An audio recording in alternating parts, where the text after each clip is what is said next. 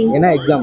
இன்னைக்கு தமிழ். எப்படி இருந்துச்சு? சூப்பரா இருந்துச்சு. எதிர்பார்க்கவே இல்லை நாங்க இவ்வளவு ஈஸியா வரும்னு சொல்லிட்டு. எல்லாமே படிச்சதா இருந்துச்சு. ரொம்ப ஈஸியா 80க்கு மேல வந்துரும். எப்படி இருந்துச்சு? ரொம்ப ஈஸியா தான் இருந்துச்சு. எவ்வளவு மார்க் வரும்? சென்டம் போடலாம். சென்டம் போடலாமா? சரி, இது ஈஸியா கேட்பாங்க நாங்க நினைச்சு கூட பார்க்கவே இல்ல. 8 மார்க்ல ஈஸியா தான் கேட்டிருந்தாங்க. எல்லாமே மார்க் வரும். 80க்கு தான் மேல வரும்.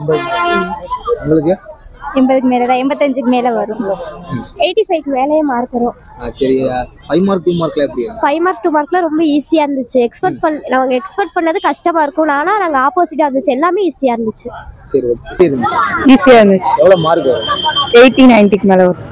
உங்களுக்கு எவ்வளவு மார்க் வரும்? 90க்கு மேல. உங்களுக்கு 80க்கு மேல. 1 மார்க்ல எப்படி இருந்துச்சு? ஈஸியா இருந்துச்சு. எப்படி இருந்துச்சு? ரொம்ப ஈஸியா இருந்துச்சுனா எவ்வளவு மார்க் வரும்? பட் 90 கிட்ட வரும். 90 கிட்ட. அந்த எக்ஸாம் எப்படி எழுதுனீங்க? நல்லா எழுதுனேன். எவ்வளவு மார்க் வரும்? 80 வரும். 80. எக்ஸ்பெக்ட் பண்ண क्वेश्चनலாம் வந்துருந்துச்சா? வந்துருந்துச்சு. 1 மார்க்லாம் வந்துருந்துச்சு. எவ்வளவு மார்க் வரும்? 80க்கு மேல வரும். क्वेश्चन எப்படி இருந்துச்சு? நல்லா ஈஸியா தான் இருந்துச்சு. உங்களுக்கு எவ்வளவு மார்க் வரும்? எனக்கு 80 மார்க்ஸ் மேல தாண்டும். ஒன் வேர்ட் வந்து புக்கின்குள்ள இருந்து வந்துச்சா? இலக்கண குறிப்பு அதுல இருந்து வந்துச்சு. இலக்கண குறிப்பு அதுல இருந்து வந்துச்சு. சரி, ஓகே. இதான் உங்களோட ஃபர்ஸ்ட் பப்ளிக் எக்ஸாம்.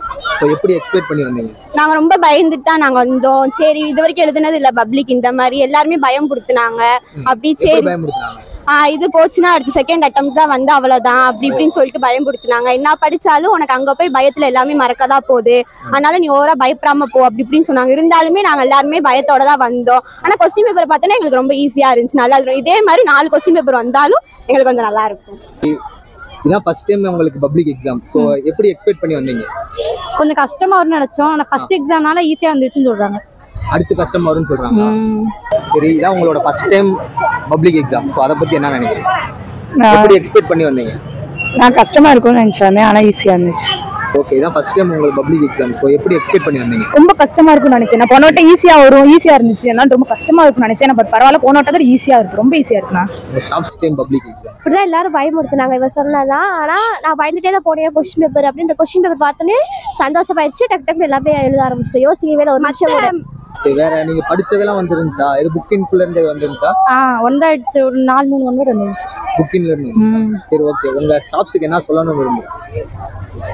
கால் பண்ண சொல்லி இந்த மாதிரி நல்ல விஷயமா சொல்லுவீங்கன்னு எதிர்பார்க்குறேன் அப்படின்னு சொல்லியிருந்தாங்க. போய் வீட்டில் கால் பண்ணி என்ன சொல்லணும்? தேங்க்யூ சொல்லணும். சரி, ஓகே, தேங்க்யூ. மற்ற எக்ஸாமோட இத்தனை 7 கொஸ்டின் 7 எக்ஸாம் 7 இது நடந்திருக்கு. ரிவிஷன் எல்லாமே இது இதை விட அது ரொம்ப ஈஸியா இருந்துச்சு. சரி, ஓகே. இப்போ டைமிங்லாம் எப்படி? டைமிங் வந்து கொஞ்சம் இதாகல. நாங்க தான் கொஞ்சம் டக்கு டக்குன்னு எழுதணும். அந்த மாதிரி கடைசியில எழுதும் போது பிரசன்டேஷன் பண்ணும் போது எல்லாம் கொஞ்சம் டைம் பத்தல. அடுத்த தடவை நீங்க அதுக்கு ஏத்த மாதிரி இருக்கணும். மற்ற சப்ஜெக்ட். தேங்க்யூ. என்ன சொல்லணும்? நல்ல மிஸ், தேங்க்யூ, நன்றி. தேங்க் பார்த்த क्वेश्चनலாம் வந்துருந்துச்சா? வந்துருந்துச்சு. உங்க ஸ்டாஃப்ஸ்க்கு என்ன சொல்லணும்? தமிழ் அம்மாக்கு என்ன சொல்லணும்? நன்றி சொல்லணும். தேங்க்யூ.